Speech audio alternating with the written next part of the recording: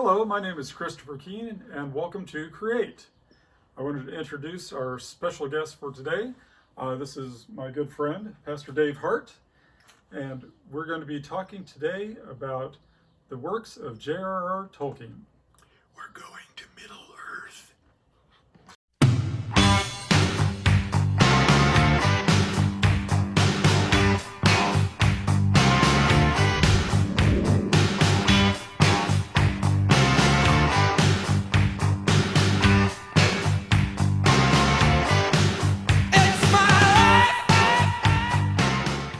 About the impact that his works have made on our lives, and just some of our love for his literature. So I guess to kick it off,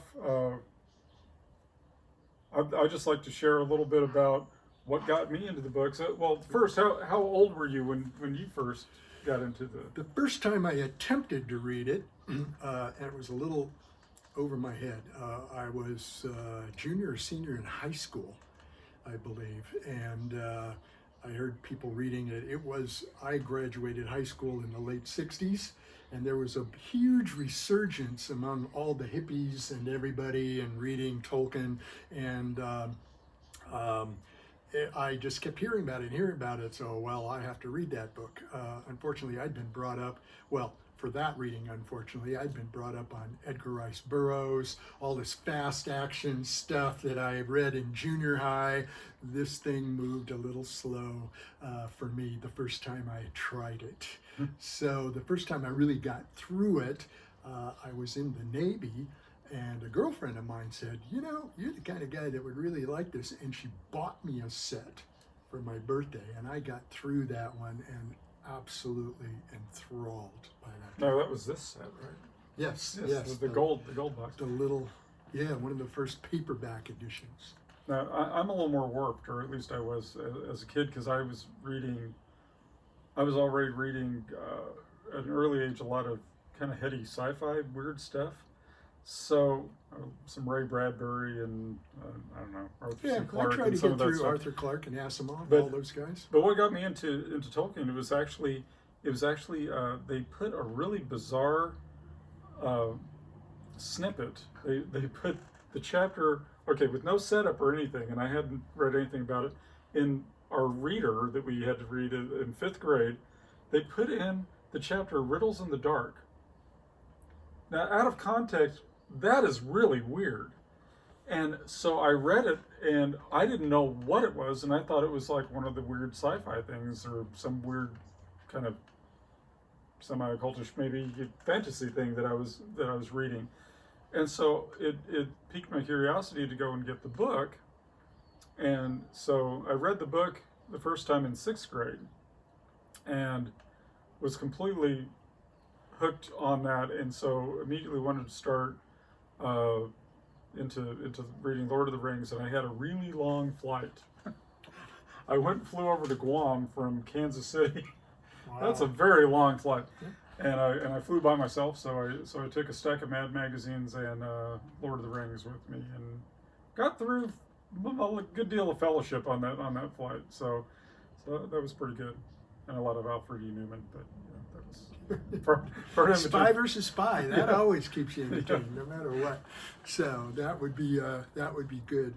Well, if you're not familiar, it's hard not to be familiar with the Lord of the Rings since Peter Jackson's versions of the movies. But if you're not familiar with Tolkien in that, why don't we start with a little bit of a background? Tolkien was a professor of linguistics at Oxford. He had a lot of heady professor friends, and he was a very committed Catholic, actually, and that definitely shaped his viewpoint of things that he was doing. But what he was an expert in, when we say linguistics, was this is a guy who could trace the origins of certain Viking types of languages, and then trace it into the Anglo-Saxon, and then show how it developed to Chaucerian, to Shakespearean, to modern language. He could do all of that. he and I really, once I read Lord of the Rings, I thought, oh man, I would love to read Tolkien. Then I read his biography. He was too heady even for me. He had a little group of other professors whose favorite thing to do was sit around the fire drinking wine or even mead, real mead occasionally, and quoting Icelandic poetry to each other in the original language. That was their idea of a party. I realize that is not my idea of a party, and I'm not sure I want to hang out with this guy. It's a little over my head, but it was a very interesting, influential group. All of these people were super Oxford professors, but they also were writers in the sort of common mainstream writing. They were known as writers. One of his best friends there was C.S. Lewis, of course, the Chronicles of Narnia and all of that.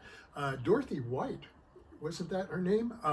She wrote mystery stories, but she also did a translation of Dante's Inferno from the Italian, original old Italian. And I mean, these people just, you know, they were like a bunch of megaminds sitting around with heads this big, and it was amazing. But they were also all committed Christians, and they shared their faith. There were a couple other people whose names escape me. Their popular writings weren't as widespread, but I just it was just an amazing group of people, and they kind of influenced each other and went back and forth about that, but they kind of inspired each other's popular writings as well, and that kind of is the setting for him getting into this.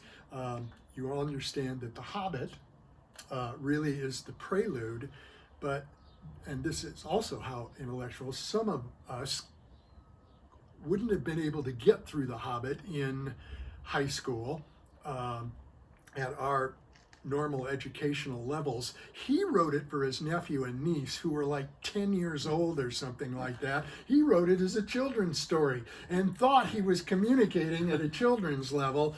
He's been over everybody's head for so long. Well, he just thought everybody was as smart as him, I guess. Well, of course, in the past, people I think were much better read than we are today, but because most of them had a lot of experience with a lot of the classical literature that we would now be studying in university, and they were doing that in high school and absolutely. grade And school. of course, if your uncle is an Oxford professor, you probably are getting an education at home as well. So they probably were a little bit sharper than the average knife in the drawer. Now, I wanted to share just a little bit about something that I encountered after reading Lord of the Rings, because talking about the fact that these men were Christians and Tolkien a Christian, one of the biggest things that impacted me about reading Lord of the Rings was, at the time I was absolutely not a Christian. I was on the anti-Christian spectrum of things, because I'd grown up kind of a confused High Holy Day Catholic, and my dad had left my mom when I was 2 years old, and because of that, the church at the time, this was pre-Vatican II, so the Roman Catholic Church at the time had kind of kicked her out as a result of that, when she hadn't really done anything. Right. And so I looked at that as being like, well, these guys are crazy. My mom, if you could get to heaven on works, she was one of those people that could have done it. But so for me, it kind of turned me off to the church. But in reading Lord of the Rings, one of the things that inspired is it really got through a very stubborn, very guarded heart a lot of attributes that I found out later were Christian attributes, and it snuck them in. And it was so cool to be able to be influenced by artwork, by really good artwork, that was really inventive and wasn't really slamming in the face with allegory and stuff, and that's one of the things that Tolkien talks about in some of his writings is he was very against allegorical works, and he and C.S. Lewis kind of went back and forth with some of that. But it really did teach me a lot of the things heart-wise about being a Christian as a non-believer and desiring those things. And it was only after, several years down the road when I became a Christian, and I looked back and went, oh, God used that to sneak it in, to get all this stuff in. And so it's amazing, amazing works and just amazing scholarship that he did for that to really flesh out this whole world. Now, I have to give a disclaimer now, because we're going to start actually talking about the story pretty soon. And so if any of you have not read Lord of the Rings, or if any of you have not seen the movies, if you have no experience with this, you probably don't want to watch this right now, because we're really going to blow a really cool story for you. The other thing is, if you have only seen the movie, you're going to be at an extreme disadvantage, because we're going to talk about a lot of things that are in the books. And I would argue, and I'll have to ask the question, I think both of us would agree that the books, in this case, there's no comparison between books and story, the story of the books and the movie adaptation. There's really kind of no comparison. So, not for spiritual people. Mine is a little bit different and actually almost more normal. I first started reading in high school. I wasn't a Christian at all, so it was not only too much language and description for me as a really wired ADD high schooler. I didn't want to troll through all of that stuff. There were some good action scenes, but too much description in between. But when I read it the second time in the Navy, I had been a Christian for a couple of years, and all of a sudden stuff started bouncing out at me all over the place. I recognized the spiritual lessons and the spiritual foundation in this book, as a like-minded spiritual person. If you're a spiritual person, you're probably not going to pick up as much of that in the movies as you do. It's still dramatic. It's still a lot about heroes. It's got some great things to say about courage and things like that. You don't have to be a spiritual person to understand those kind of messages. But a lot of the spirituality to me was downtoned, and they did a lot of extra scripting that actually seemed like it didn't belong in there. It was like somebody from the 20th century said this, not somebody in Tolkien's world. Tolkien was consistent. That's one of the things that makes it so amazing. His linguistics allowed him to develop an entire language for the dwarves that was consistent. For the elves, that was consistent, because one was based on the Welsh and one was based on Finnish and all these different things, and all the languages were consistent. It wasn't like Edgar Rice Burroughs, where it sounded like he made up nonsense words to give names to people and just went, oh yes, Unkang Ow went to, you just made that up. Star Wars, right? Yeah. So there's the Star Wars name generator, No, all of these things were consistent too. If you ever read something else, he had gone to the trouble to connect the dots, where he understood exactly what every place name and every person's name meant, and a reason and story behind it. But in thinking about that, I want to say the movies are incredible. They are. Some of the best movies ever made, and that just shows the level of how great the literature is. Because the movies are fabulous masterpieces on their own, but when you compare them, and I think that's part of the trouble that maybe more purists looking at it see, is those inconsistencies where characters have a spoken word that is more of a medieval tone that comes out and more of a grandiose, epic tone that comes out in the dialogue in the books, and then they simplified it or made it really contemporary, in the movies, and it really ruins to a large degree of things. But then again, it would also be hard to sit through a 3-hour movie where it was Well, and that's you the didn't thing. have any broken moments for humor or for I went, yeah, yeah, no, you you had know. to have romance in there, and Yeah. more than Tolkien put in the novels. You had to have some fun stuff. Although I just thought the dwarf tossing jokes in the thing were like a cheap shot. I mean, it doesn't enter into the picture kind of thing. I thought it was sort of beneath them to be talking about dwarf tossing, but I but the movies are if you there is an aspect where I understand sometimes you need to start with the movie because the movie is going to give you the big picture. It's going to give you the overall plot. It's going to give you a very good sense. If you just don't want your storylines to be any more complicated than professional wrestling, you can get this out of the movie because the bad guys are really bad and the good guys are really good. And just to get the basic storyline of good versus evil, the movies do a fine job with that. But I know a lot of us struggle with King James Version. Pastor Bob doesn't even, use that. Back in Redondo Beach, he used to use the NIV, which he called the newly inspired version. I'd come in and substitute preach for him and bring my NAS Bible, the naturally always superior Bible. Yeah. But NIV. Okay. But now he's using amplified and all these things. It's got to be discernible. It's got to be readable. It's got to be understandable. And his language is so archaic that some of you may really, really struggle and miss the points. So go ahead, watch it. We're not saying don't watch the movie first. Go ahead and watch the movie so you can get an idea of what's going on. Then you can study the books and go deeper and find out what God's trying to tell you through this kind of literature and these kind of messages that Tolkien had. And we'll spend I'm sure a good deal of time in one of the segments talking about book versus film.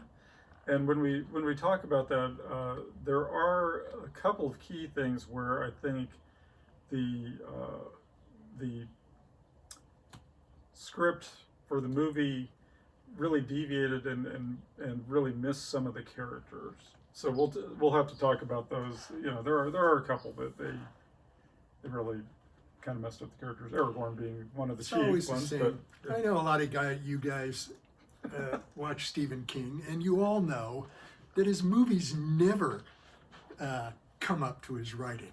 The guy is a phenomenally communicative writer and just pulls you right into the stuff. And the movies are always, even when he started helping production and stuff, it still didn't improve the movies. His movies can never stand up to the book. And there's a certain sense in which this is true too, because Tolkien is just such an awesome author. So I guess now we could actually jump into some of the at least an overview of talking about what we see in the text and what we see in the story and anything about that. This Tolkien, is 5465, 82. Copyright renewed. So yeah, I don't have a renewal on this. This was made and this one was released in 2001. So I don't know. We're so geeky. We're sitting here arguing about our copyright. Really? Yeah. Okay, so The Hobbit, just give you a time frame in our time frame. Of course, it's a fantasy world, so it's a different time frame, and he depicts it in the third age of man or something. But the Hobbit was released originally for publication in 1937. The Lord of the Rings went out in intervals in little sections at first from the years 1936 to 1949. So this is one of the reasons why a lot of people thought it was an analogy of World War II, that the bad guy was Hitler and all of that kind of stuff, and it was about World War II.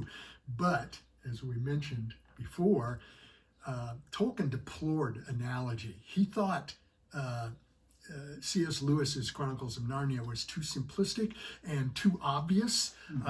He actually looked down his nose at C.S. Lewis, quite a bit of disdain for doing such an obvious childlike thing with it. It wasn't sophisticated, but he denied all his life that it was an analogy of World War II. And I think it's because he was trying to tell a bigger story of all mankind.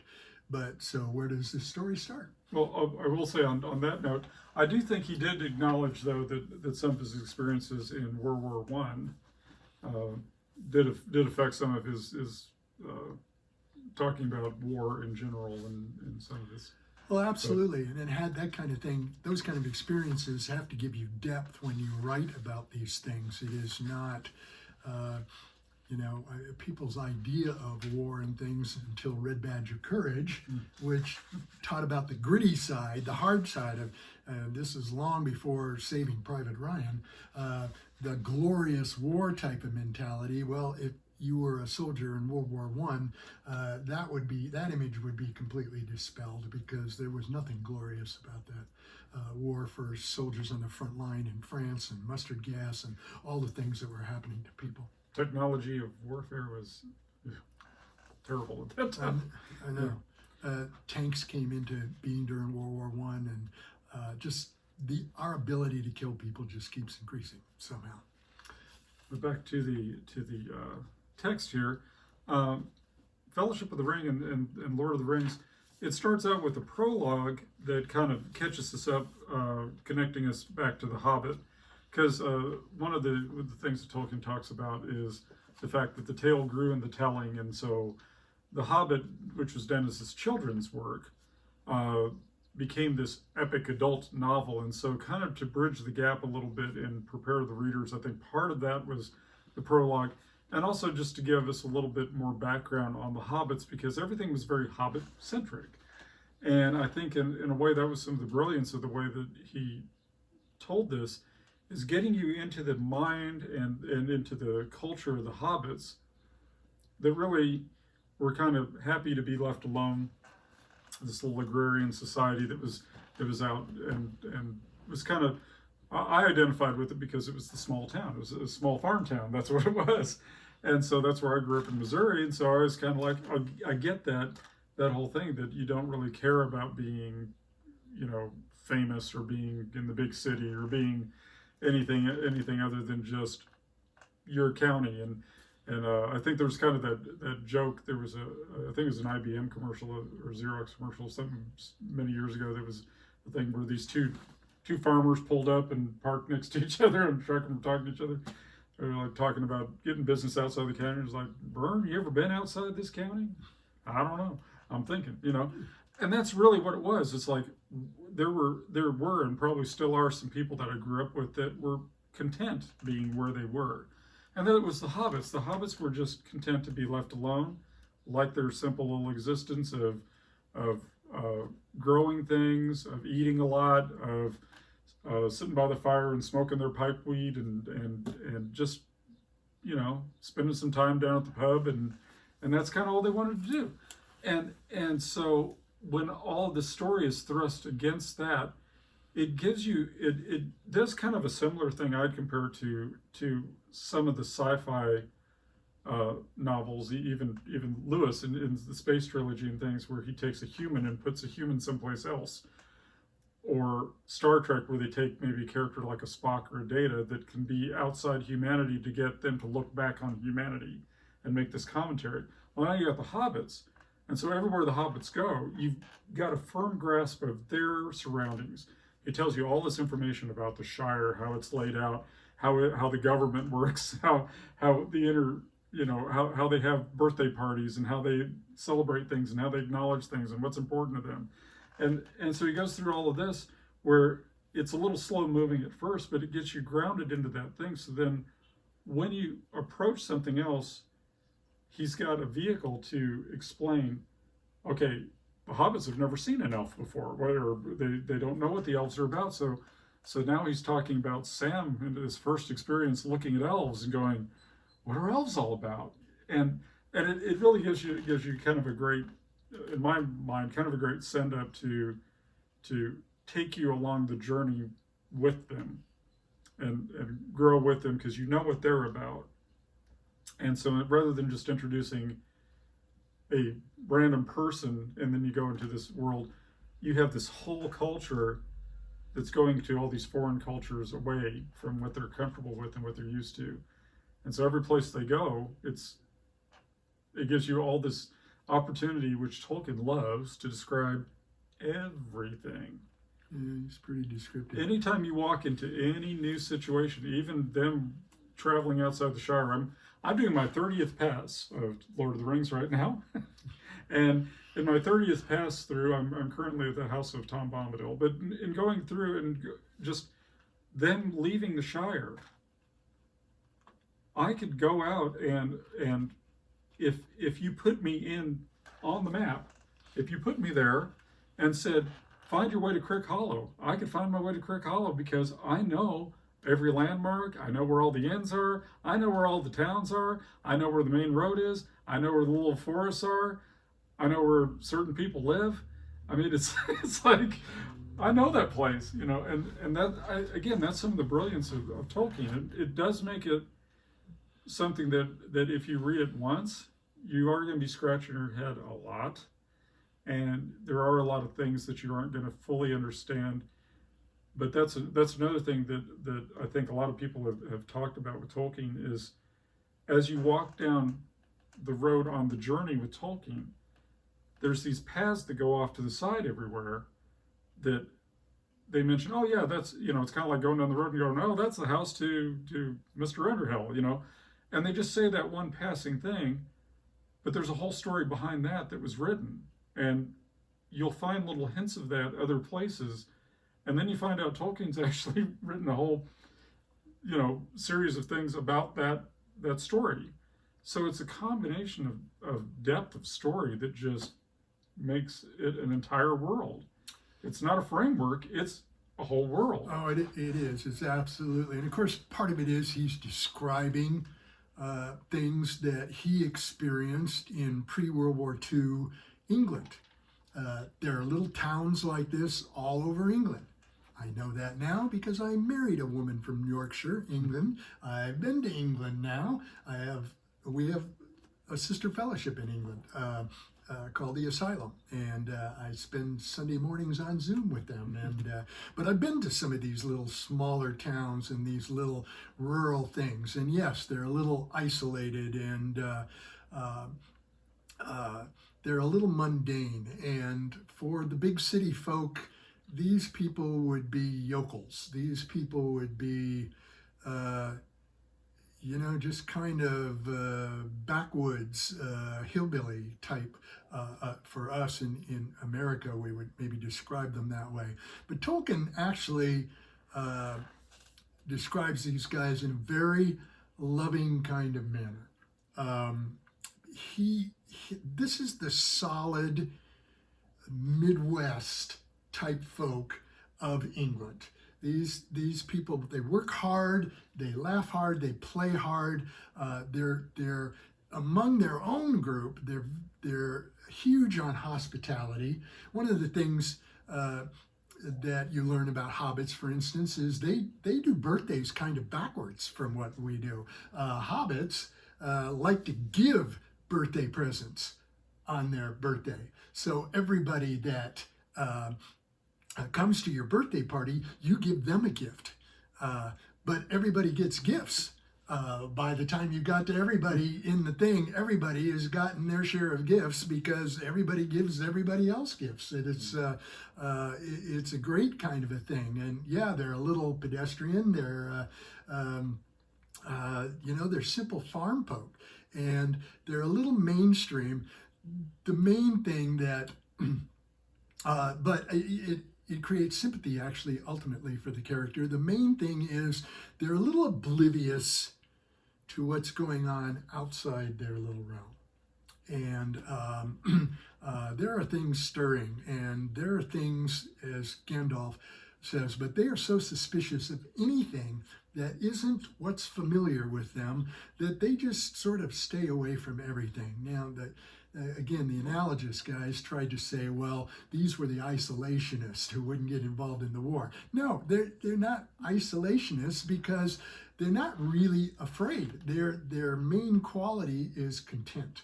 Yeah, and getting back to the idea of the small town, which again I grew up in and I was familiar with, that whole idea uh, wasn't it wasn't suspicion the way that you normally think. They were they didn't see any real value in pursuing things outside of what they were comfortable and they were content, like you said, with their surroundings and with the things that they had. So they didn't need other things. They didn't want adventure. They didn't want fame. They didn't want fancy things. They wanted things that were comfortable, usable, understandable. So for them, having their pony and their plow and having their comfortable little place to live and their pub down the street, that's all they needed. They didn't want anything else. They didn't want the wide world where a lot of people come and go, don't you want to go see that? No, I don't. I'm good here. I'm fine. Exactly. There's crazy things happening out there. I don't need to know about all that.